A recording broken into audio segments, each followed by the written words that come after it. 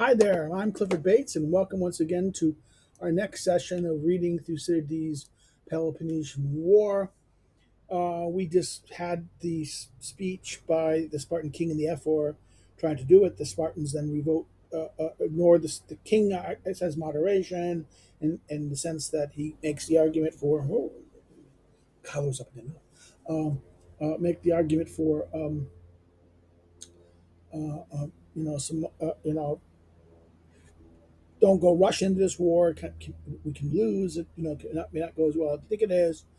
The F4 kind of does like the gung ho, like the Athenians have dishonored our allies and they didn't deny it, and da da da. Which I talked about in the video, last video. Now today we're going to deal with the effects of what is that. We're going to be looking at chapter 89, starting with 89, and then look at some of the effects of this. The Spartans voted that the treaty had been broken and that the war must be declared, not so much because they had been persuaded by the arguments of the allies, but they feared the growth of power of the Athenians, seeing that most of Hellenes, the big part of the island, um, um, have already subjected to them. Okay, this is his analysis. This is Thucydides' point. So therefore, they didn't want to war because they believed the allies in that sense. They did it out of fear of Athenian power. And this is the basic thrust of it. The war happened out of the fear of power. And wars sometimes are just simply that they feel that these guys have, and that's how wars are, in some sense. Some cause this is one of the causes of war, fear. Um, now, in chapter 89, in the way the Athenians came to be placed in the circumstances under which a power grew was this: after the Persians had returned to Europe, defeated by sea and land by the Hellenes, and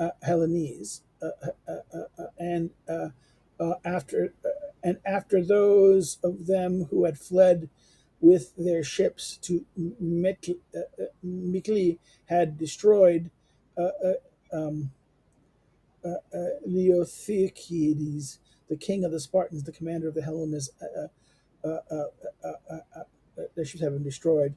Leo Teclicles,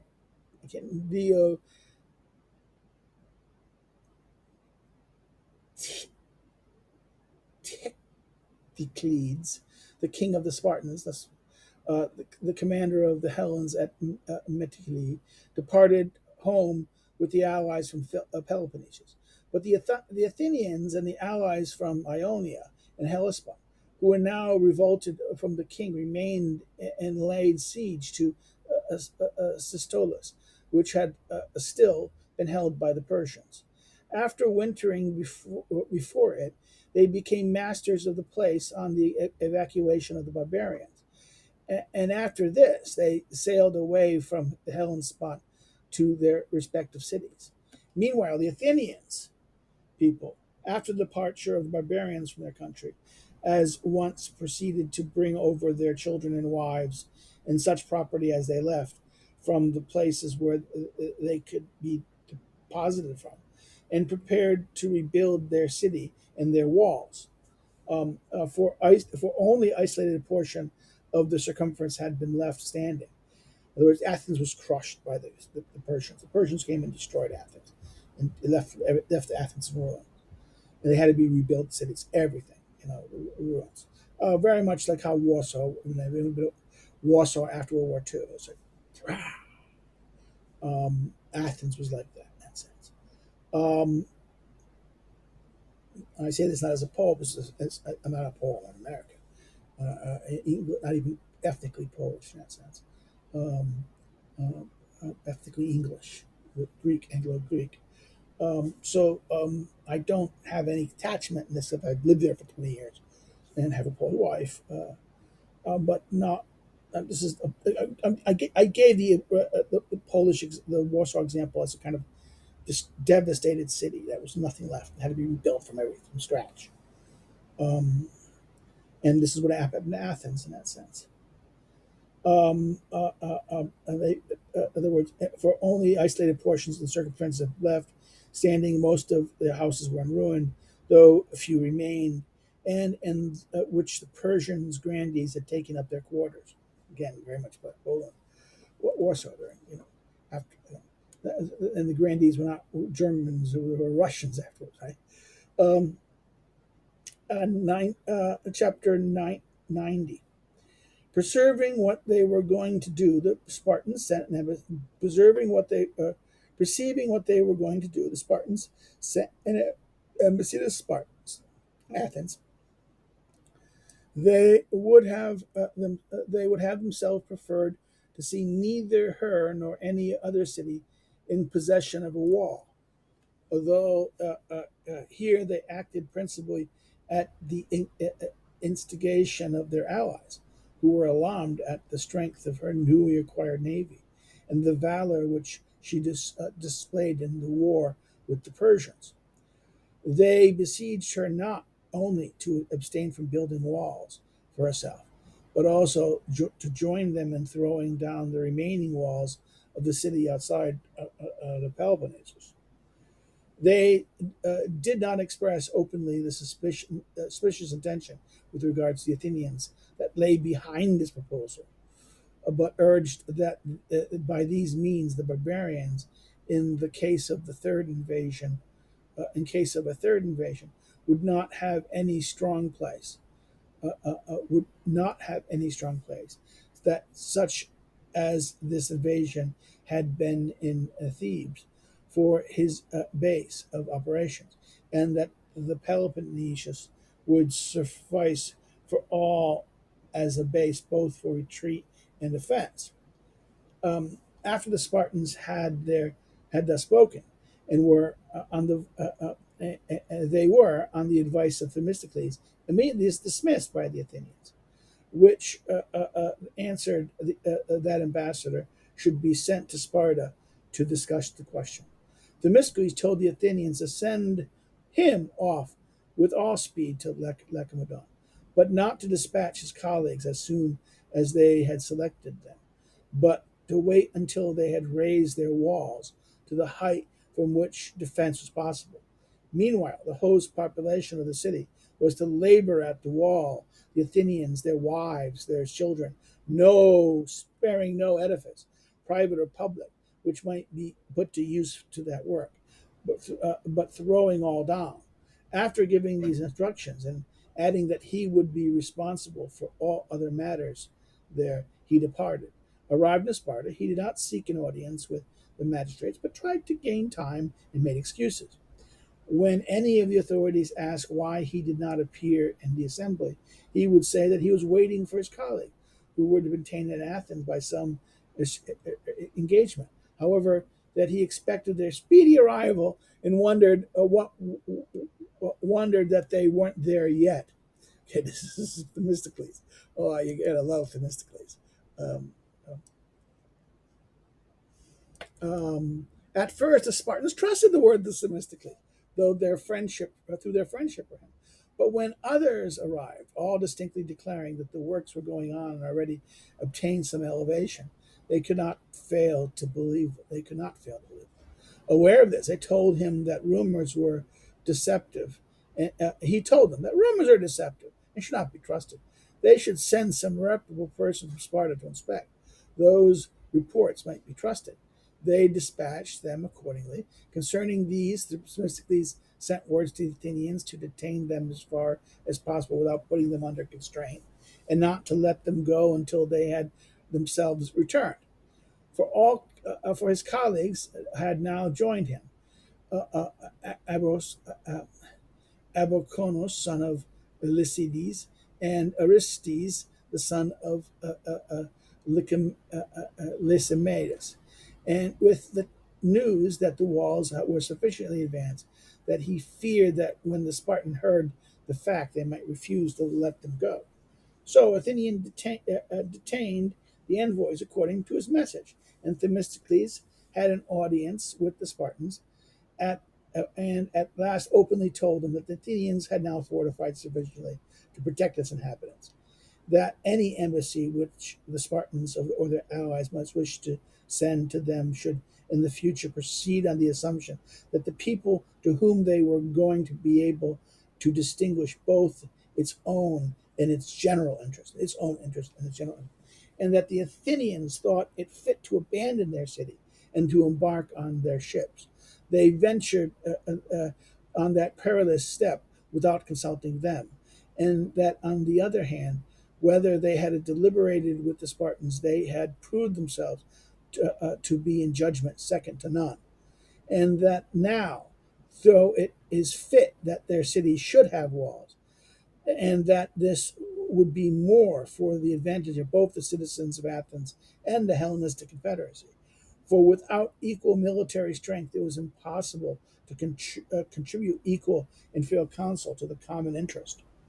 It followed, he observed, either that all the members of the Confederacy should be without walls, or that the present step should be considered the right one. Everyone should be without walls, or we have walls. So in other words, he's basically, and the Spartans did not betray any open signs of anger at the Athenians at what they heard. The embassy, it seemed, was prompted not by desire to obstruct, but to guide the counsel of the government. Besides, Spartan feeling at that time was very friendly towards the Athenians on account of the, the, the patriotism or the zeal, the zeal which she had displayed with the struggle with the Mede. Still, the defeat of their wishes could not cause them any, could, but could not but cause them secret annoyance. The envoy of each city departed home without complaint. Um, Now 93. We'll turn to again. This is not. Remember, this is the misleading thing of the chapters here on the screen. It's the end of the chapter because it's not the beginning because they're on the side in the reality in the book. But in the way the Athenians walled their city in a short time, to this day, the building shows signs of the haste of its execution. The foundations are laid of stone of all kinds, and in some places not wrought or fitted, but just placed in order that there be some, in, sorry, um, in order in which they were brought by different lands and many columns. So, too, from tombs and sculptured stone were put in with the rest. For the bounds of the city were extended at every point of the circumference, and so that they laid hands on everything without exception in their haste. Themistocles also persuaded them to finish the wall of the Piraeus, all the way to the Piraeus, to the poor area, which had been begun before in the year of office as archon, being influenced alike by the finances of the locality that has three natural harbors, and by the great start which the Athenians would gain in the acquisition of power by becoming a naval people. For it was first ventured to them to stick to the sea, and forthwith began lay foundation of an empire. Leadership, this is what I think leadership in that sense. It was by his advice, too, that they built the walls of that thickness, which can still be discerned around the Piraeus, the stones being brought up by two wagons meeting each other. Between the walls thus formed, there was neither rubble nor mortar, but great stones,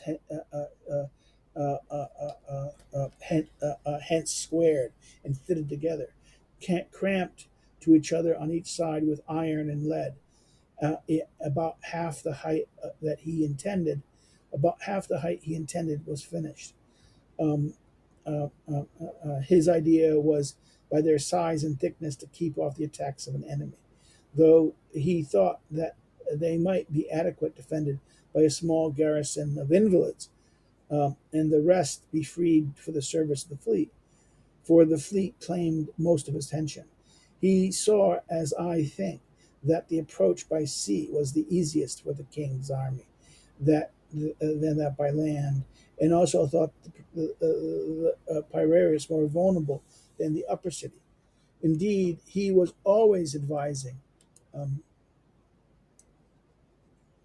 Athenians of the day would come that they were pressed by land to go into the Piraeus and defy the world with their fleet. In this way, therefore, the Athenians completed their walls and commenced other buildings immediately after the retreat of the Persians. In 94. Meanwhile, Parnasius, son of Cleombrotus, was sent out from Sparta as commander in chief of the Hellenes with 20 ships of the Peloponnese. With him sailed the Athenians with 30 ships and a number of allies. They made an expedition against Cyprus and subdued most of the island, and afterwards against Byzantium, which was in the hands of the Persians, and compelled it to surrender. This event took place while the Spartans were still supreme. But the violence of Parnasius had begun to be disagreeable to the Hellenes, particularly to the Ionians and the newly liberated populations. These resorted to the Athenians and requested them as kinsmen to become their leaders and stop any attempt at violence on the part of Panasius, uh, um, Pananus, and Ananus, Spartan leader. I think that's the leader. Yeah, yeah. Yeah, son of Kim was sent out Sparta. So he was a violent man, and often would do things like through violence against the the Ionians who were in the region. The Athenians accepted their overtures and determined to put down any attempt of the kind instead of everything else as their interest might seem as to demand. In the meantime, the Spartans recalled uh, Pausanias. I can't snag him. Pausanias, for the investigation of the reports which had reached them. A manifold and grave accusations had been brought to him by the Hellenes arriving at Sparta, and to all appearance, his conduct seemed more like a despot than of a general, a master. Despot is here, master, despotike, a master of slaves, than a general. Um, as it happened, his recall just came at the time when the hatred which he had inspired had introduced the allies to desert him, the soldiers from the Peloponnese exempted, and to range themselves by the side of the Athenians. On his arrival at Lacedaemon, he was censured for his private acts of oppression, but was acquitted on the heaviest accounts and pronounced not guilty. um, Heaviest counts. It must have been known that the charge of midis, midism formed one of the principal, and to all appearances, one of the best founded articles against him. The best founded articles against him was ignored. The charge of Medism. Medism. Sorry, not acting like the Medes. Okay. In other words, he behaved in this. Now, see, the Greeks believe in isonomia, to be ruled equally. Okay, equal rule, equal rule, isonomia, and the Medes ruled by despote. Okay, a master, like your master slave. Okay, um, so isonomic rule is the rule of equals, and therefore to be ruled in turn. Whereas that's a political rule. Whereas despotic rule. This is slavery. Okay, and therefore to be ruled like a Mede is to be ruled like a master, to be like a despot. So this is why he was accused of ruling like a Mede, and this was the best founded accusation. They're saying the Medism. Sorry, I'm looking at this. I'm saying, what the names? Look at this. And, oh, that means Medism. That's one of these, okay. They dropped the E. They should have left the Mede. um, against him. The Spartans did not, however, restore him to his command, but sent out Dorcus and certain others with a small force, who found the allies no longer inclined to concede to them the command. Perceiving this, they departed, and the Spartans did not send out any to succeed them. They feared for those who went out a deterioration similar to the observation of Panasius. Besides, they desired to be rid of the war against the Persians, which were satisfied of the competency of the Athenians with their portion and their friendship at the time, thus towards themselves. In other words, and this is of chapter 94 and 95. Now, chapter 96, the Athenians, having succeeded to supremacy by the voluntary act of our allies, through their hatred of Pausanias, determined which cities were to contribute money against the barbarians and which ships, their professed object being to retaliate for their suffering by ravaging the king's country. Second paragraph. Now was the time that the offices of the treasurer for Hellenes first instituted by the Athenians. These officers received the tribute as their money was called. The tribute was first affixed at 460 talents. The common treasury was at Delos, and the congresses were held in the temple of Delos. Okay. And that's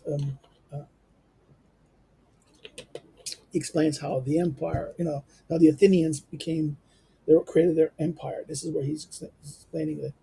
So now he's going back in time. He's going like after he just talked about what happened. Now he's explaining how the Athens acquired her empire after the Persian War. Okay. This is at 97, chapter 97. Initially, the Athenians commanded autonomous allies and made their decisions in general congresses. Their supremacy grew with the intervals between the present war and the Persian wars, though through their military and political actions recounted below against the barbarians, against their own allies in revolt, and against the Peloponnesians, whom they encountered on various occasions. My reason for rating these events and for venturing on this digression is that this passage of history has been omitted by all my predecessors, who have confined themselves either to Hellenic history before the Peloponnesian Wars or to the Persian Wars itself. In other words, again, he's criticizing most likely Herodotus. Right? This is aimed at Herodotus. This is the famous word. Um, uh, itself. Now he goes, mentioning them, right? He goes, Hellanclitus, it is true, did touch on the events of Athenian history, but he is somewhat concise and not accurate in his dates. Besides, the history of these events contain an explanation of the growth of the Athenian Empire. 98. First, under the commands of Cimon of Miltiades, the Athenians besieged and captured Elan on the Strymon from the Persians and made slaves of the inhabitants. Next, they enslaved Syracuse,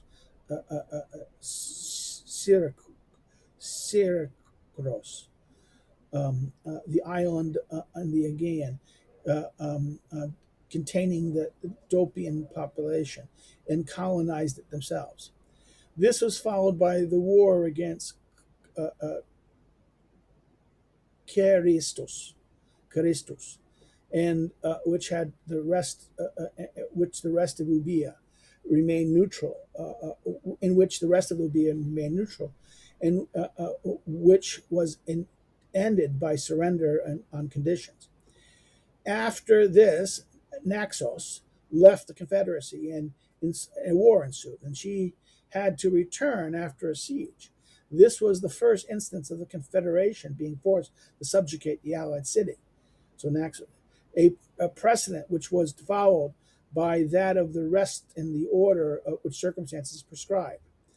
Now, again, so therefore we talked about how they gained the power and that what happened, the conflict, and why they started to gain more power because of liberating the former Ionians and punishing the great king, the Persians, by enslaving some of their possessions. This led to what it says there, and then Naxos rebelled. They put it back in there, and this starts the situation of allies who, not liking what's happening, they rebel, they get crushed, they get forced to concede. Of all the causes of defection, this is now 99, that connected with arrears of tribute and vessels. That, in other words, of all the concerns for defection, that connected with the arrears of tribute and vessels, and with failure of service was the chief. For the Athenians were very severe and exacting, and made themselves offensive by applying the screw of necessity to men who were not used to, and in fact not disposed for, any continuous labor. In other words, people who, in other words, you're part of the alliance. You have to make the contribution that you expected to give so much tribute or so many ships, and if you didn't contribute the tribute, if you were in arrears on either, the Athenians were like, no, no, no, no, no, pay up. I mean, it's like what imagine if NATO was the Americans. The Americans, you're supposed to keep 2%. Most countries don't. So we invade Germany. This is how the Athenians. The Athenians were not like Americans. Oh, we'll let the Germans go. Not do it. No, no, no, no. You'd grab the Athenians would have grabbed the German assets and key companies and say, "Nope, we're seizing your property. You owe us money for this, and you owe us your obligation to do this. You're not doing your obligation. We're gonna, like it says, put the screw to those who are who are not complying with what is you're supposed to do." So the Athenians did not like backslacking. The Athenians would not have put up with half of the crap most of the NATO members engaged in. Now, of course, we can argue that this was the lot. Americans did that purposefully, so that John F. Kennedy did that purposefully. Let the NATO partners kind of backtrack, spend on social money, not so much on war. And the reason for that was, well, we get to control things more. In other words, they get less say. In other words, we could afford it. We're making prosperous. We have money. They can free ride on us, but we control the show. Okay, so therefore, this is the irony of that in that sense. But the Athenians are also supreme in this sense. They're supreme. They were the biggest power. So now let's look at 799. Of all the causes of defection, he says that these were the ones that, in other words, the money. Because why particularly those who were wealthy, the cities who were used to ruling despotically and leisurely in the islands, who were just kind of used to being lazy a little bit, were not used to making the contributions and doing things with necessity. And what happened was this Athenians just forced them to do it. Okay, and they were not were in fact not disposed for any continuous labor. And in some respect, the Athenians were not the old in other words, were not the old popular rulers they had been at first. And if they had been more than their fair, in other words, and if they had been more than their fair share of service, it was correspondingly easy for them to reduce that any that tried to leave the Confederacy. Anyone who tried to leave the Confederacy would be easily reduced. In other words, it's a question of that. In other words, for this, the Allies had themselves to blame. The wish to get off service, making the most of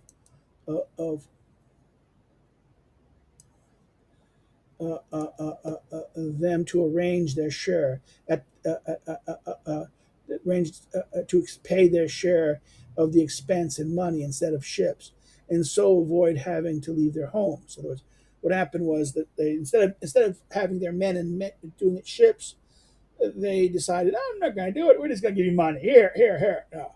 And now all of a sudden they didn't do the money, right? And Thus, the Athenians were increasing her navy with the funds which they contributed, and revolts always found them without resources or experience of war. Um, so let's go to 100. Um, Next, we come. Okay, this is the 100 comes up um, uh, there. I'm going to say maybe I should stop here. We should stop here. Yeah, we'll stop here. I didn't say this at the other video. Bad Clifford. Bad Clifford. Um, if you have any comments, please put the comments below, and I will comment on it. I should have said that. Oops, bad me. But if you like this video, please like it, share it with a friend, subscribe if you want to see more. If you can follow me on social media, you can contribute to my subscribe star. It's finally working. Hurrah, hurrah. We'll see if it works. If anyone wants to do this. And we will see you soon. Take care.